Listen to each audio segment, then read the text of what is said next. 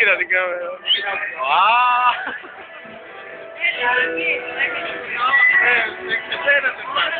Δεν έχει ξέρει. Πάμε στο κερατάκι.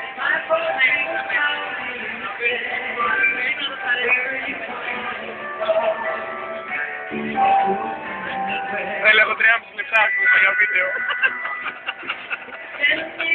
Τραβάστηκε αβέρτα. Τράβασε λέω. Πώς και εσύ, ξέρεις. 4 λεπτά μέχρι. Όχι ρε φίλε, τώρα τραβάει 30 δευτερόλεπτα. Πώς θα το κάνω τώρα. Θα μου το κάνεις ρε φίλε, τραβάμε το γήπεδο και ξανατραβάμε. Ναι.